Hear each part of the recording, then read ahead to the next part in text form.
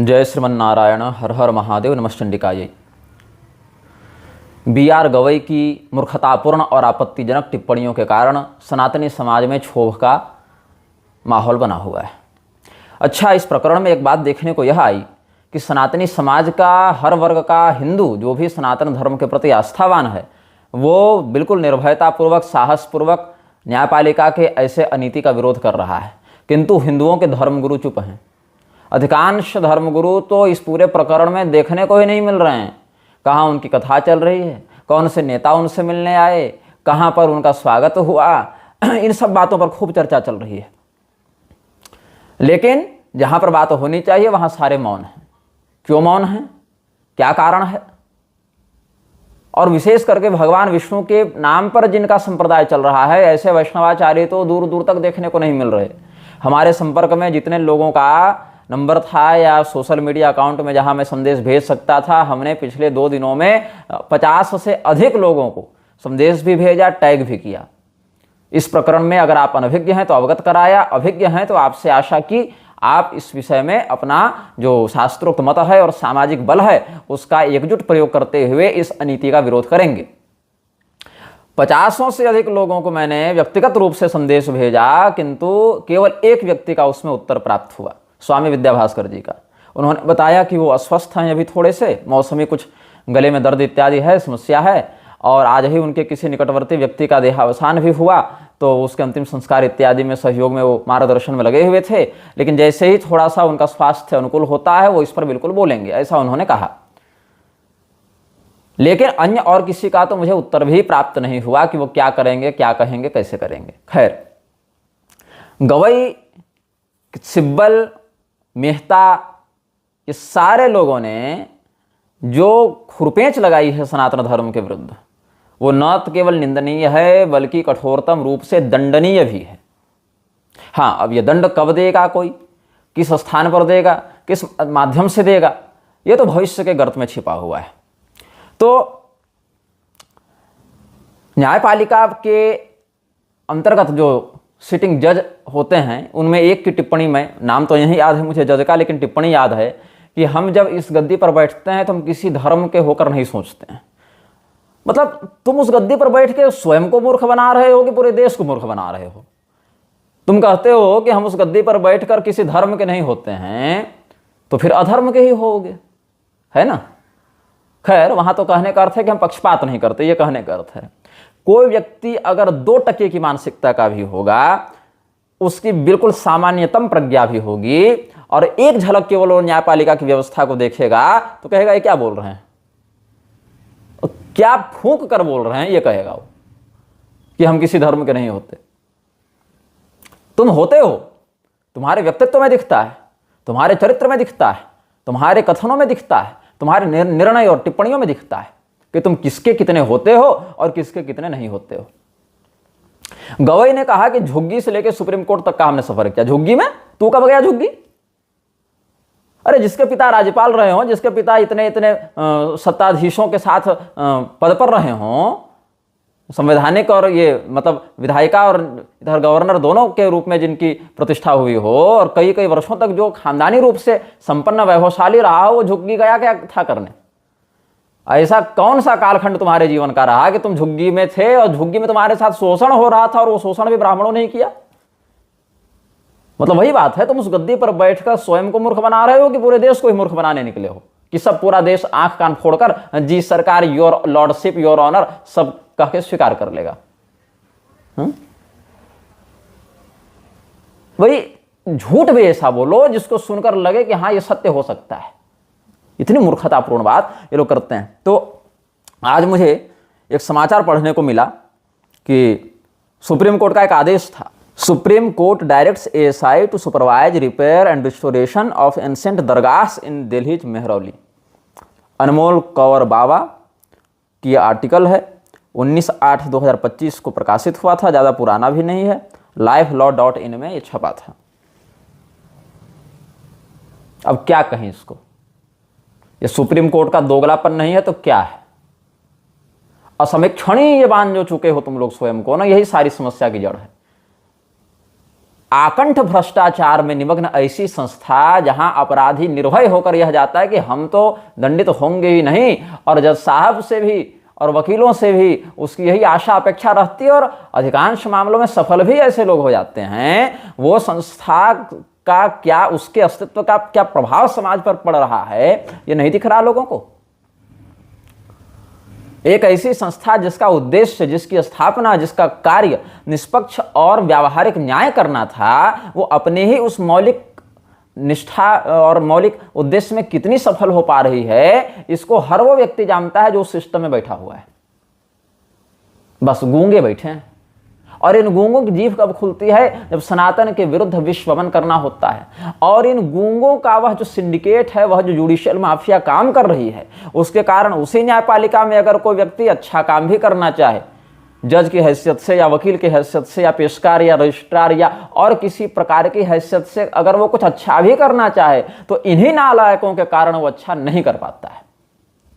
मैं ऐसा नहीं कह रहा कि न्यायपालिका में जितने लोग हैं सब बुरे हैं, 1-2% अच्छे लोग भी न्यायपालिका में हैं, किंतु उन 1-2% अच्छे लोगों को ये 98-99% नालायक काम करने भी नहीं देते।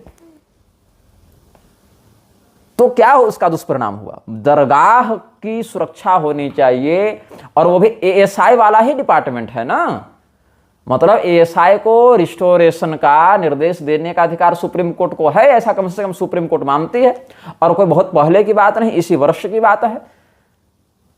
तो वहां क्यों नहीं कहा था सुप्रीम कोर्ट ने, अगर गवाई की औकात हो और ऑगस्टीन की औकात हो, या इन जैसे जो राष्ट्र के ऊपर जो इस प्रकार के विद्वेषपूर्ण भावना को प्रसारित करने वाले और भी जो लोग हैं, उनमें अगर यह सामर्थ्य हो, तो उनको कहना था कि अल्लाह से जाकर मांगो रिस्टोरेशन के लिए, दरगाह के लिए सहयोग, लेकिन तेरी औकात नहीं होगी। आज गवई जीवित है, आज ऑगस्टिन जीवित है, आज ये तुषार मेहता और कपिल सिब्बल जैसे लोग जीवित हैं, तो हिंदुओं की दया पर जीवित हैं, सनातन धर्मावलंबियों की कृपा इन पर है कि ये जीवित हैं। क्योंकि अगर ऐसी ही कुछ बात या इससे कुछ कम भी बात अगर ये सिखों या मुसलमानों के प्रति कह दिए रहते, फैसला होते रहता, केस चलते रहता, इनका फैसला अभी तक हो चुका होता। ये तथ्य है इस समाज का, ये व्यवहार्य विषय है इस समाज का, कि आज अगर बी आर गवई और ऑगस्टीन और सिब्बल और मेहता जैसे लोग जीवित हैं, उनकी सांसें आज चल रही हैं, वो कृपा है सनातन धर्म वालों की तुम्हारे ऊपर कि हम उस प्रकार का हिंसक प्रतिरोध नहीं करते हैं, और कहीं ना कहीं अपनी इस दुर्गति का उत्तरदायित्व इस कारण भी हम ग्रहण करते हैं। काश कि हम करना सीख जाते, लेकिन क्या कहें, हम धर्म के अनुसार चलने वाले लोग हैं, पैशाचिक वृत्ति धारण कर ही नहीं पाते हैं। यही समस्या है। जिन ईसाइयों ने, जिन मुसलमानों ने सदैव भारत के मौलिक हितों और संस्कृति के विरुद्ध जाकर काम किया, उनको गले लगाते हो और कहते हो ब्राह्मण विदेश से आए थे, और ये किसने बताया? तो वही अंग्रेज और मुगल आकर बताकर चले गए।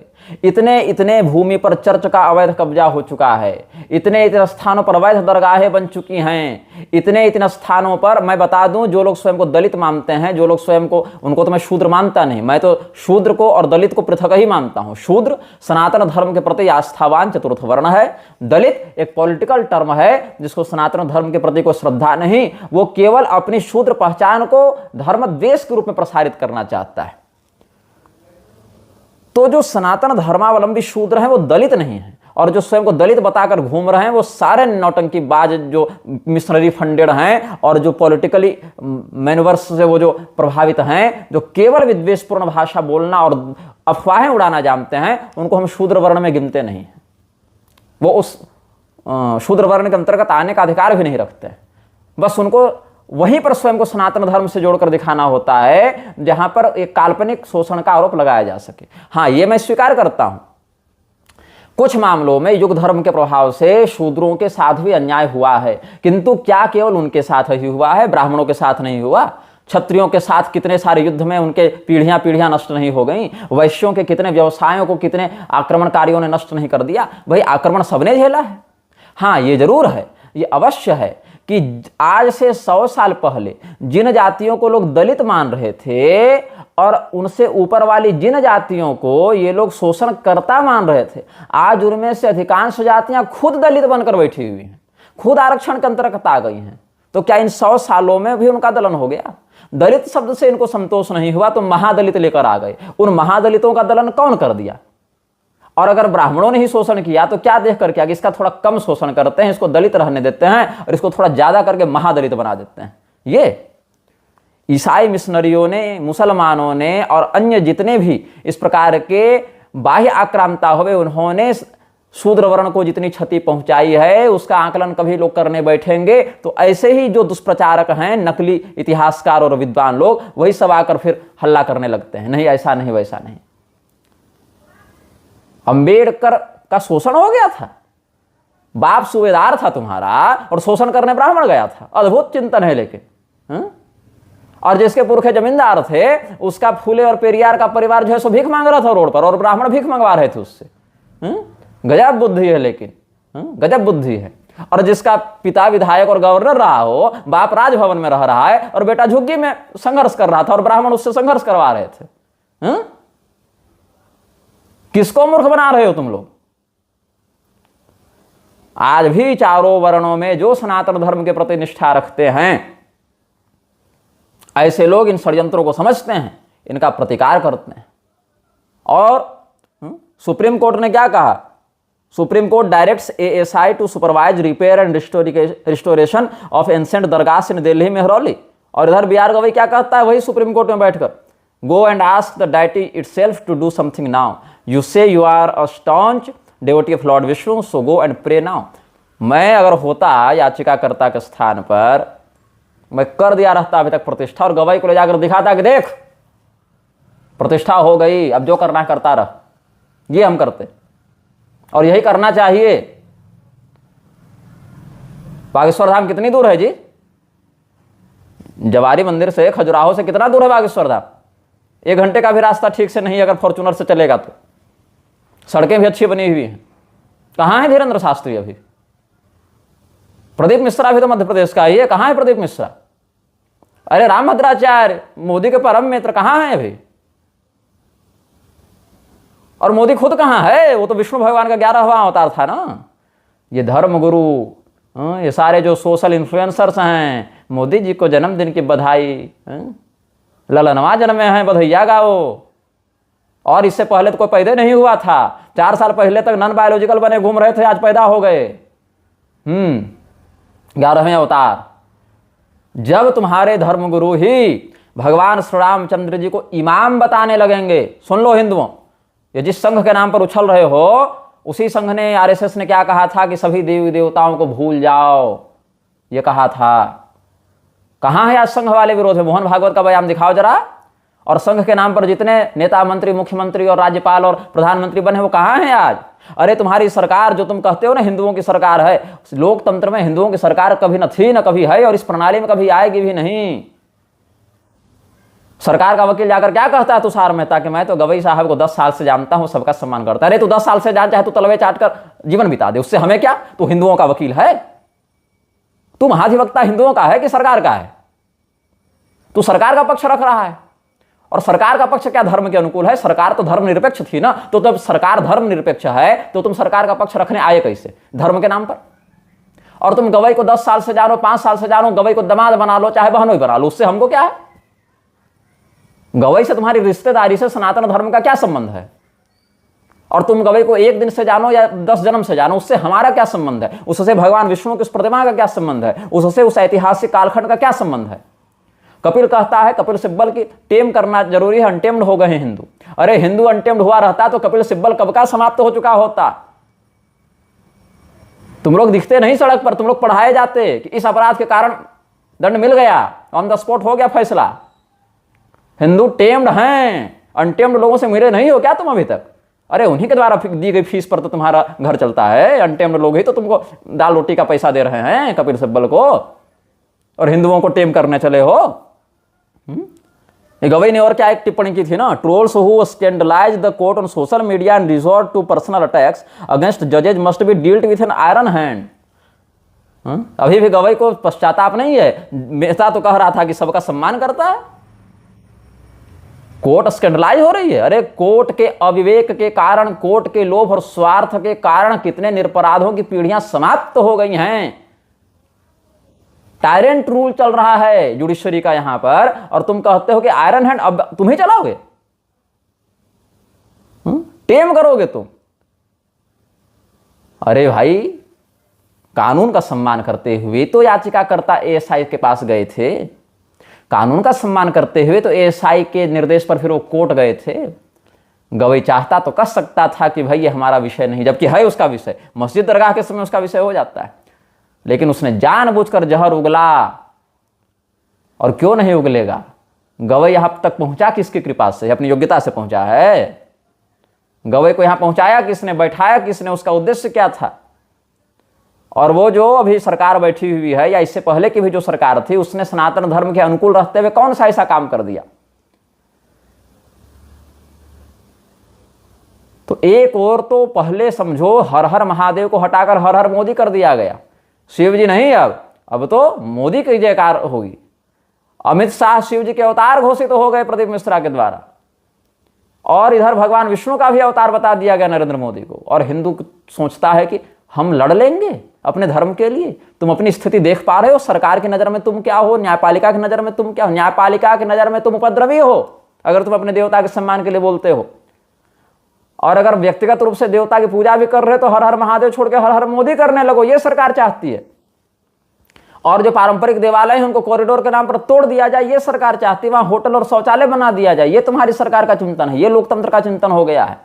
लोकतंत्र से अधिक ज्यादा कलंक की घटना इस भारत में कभी नहीं हुई, जिसने भारत की मौलिक चेतना को भारतीयता की आड़ में नष्ट करने का प्रयास किया है। और धर्मगुरु क्या करने में लगे हैं? नेताओं को रगड़ रगड़ कर नहवाने में लगे हैं। कुंभ मेला में देख लेना, मुलुक पीठाधीश्वर कहाँ है अभी? वैष्णवाचार्य ना। सियाराम दास नैयायी कहाँ है अभी? वैष्णवाचार्य। रामभद्राचार्य कहाँ है अभी? स्वामी विद्या भास्कर जी ने तो कम से कम कहा कि मैं अस्वस्थ हूं, थोड़ा सा गला खुले तो मैं बोलूंगा। राघवाचार्य स्वामी जी का तो मैसेज अभी तक नहीं आया है हमको, इस वीडियो की रिकॉर्डिंग तक। क्यों नहीं बोल रहे हैं? सामर्थ्य नहीं है या रुचि नहीं है? और छोड़ो, ये त्रिकालदर्शी कहाँ बैठा है? बागेश्वर धाम वाला।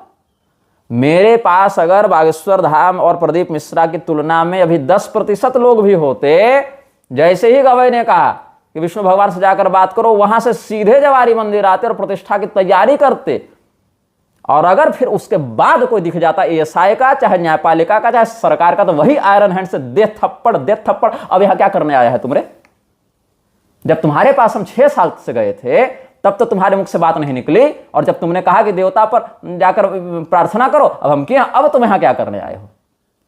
अब किस हैसियत से आए हो तुम? ये हिंदुओं का रवैया जिस दिन हो जाएगा, ये सारे लोग हिसाब से चलने लगेंगे।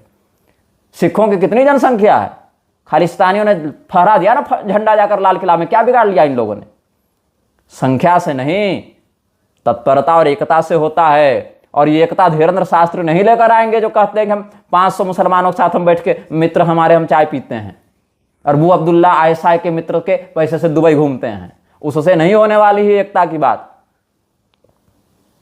लेकिन मेरे पास अभी जनबल नहीं है वैसा। और क्यों नहीं है? क्योंकि उस जनबल को बांट रखा है उन धर्मगुरुओं ने और उन नेताओं ने जो आपस में साठ गांठ करके एसी और फॉर्च्यूनर से बाहर निकलना नहीं चाहते सनातन धर्म के लिए। यह दुर्भाग्य है इस देश का। आज की ये परिस्थिति देखो कि एक सामान्य से सामान्य हिंदू जिसके पास पैसा नहीं है, धर्म का बोध नहीं है, फिर भी इतनी चेतना है अपने देवताओं के लिए, वो भी सुप्रीम कोर्ट से लड़ने के लिए तैयार है, इस अनीति का विरोध करने के लिए तैयार है। लेकिन बड़े बड़े जगत गुरु महामंडलेश्वर चुप हैं। एक दो अपवाद छोड़ दें तो किसी का नाम भी इस प्रकरण में देखने सुनने को नहीं मिल रहा है। ये हिंदुओं के धर्म गुरुओं की औकात है।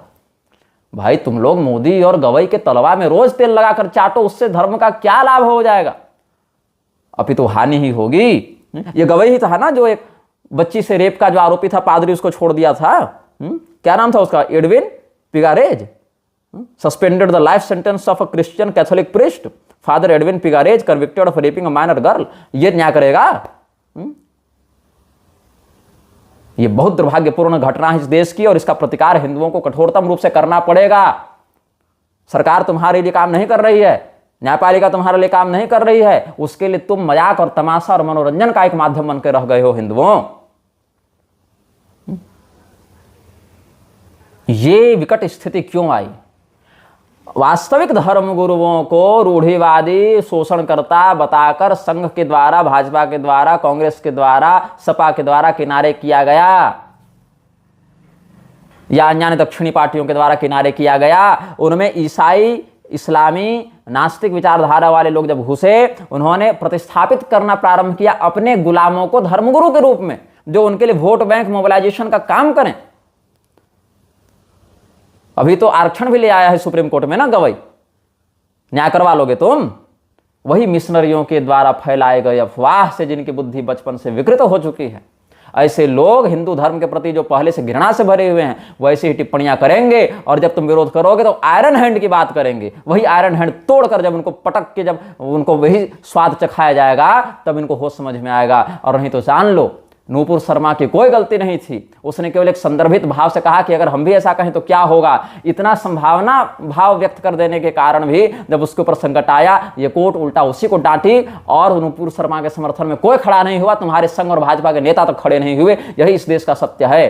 कमलेश तिवारी के हत्यारे और उधर कन्हैया लाल के हत्यारे आज भी खुलेआम घूम रहे हैं, लेकिन कोर्ट जो है every Sinner has a future, और अलग अलग समय पर ये जिहादियों को, आतंकवादियों को, बलात्कारियों को छोड़ती है, क्योंकि ये संस्था उन्हीं लोगों से भर गई है जो व्यभिचार को गैरकानूनी नहीं मानते, क्योंकि गैरकानूनी मान देंगे तो फिर ये भी जेल चले जाएंगे।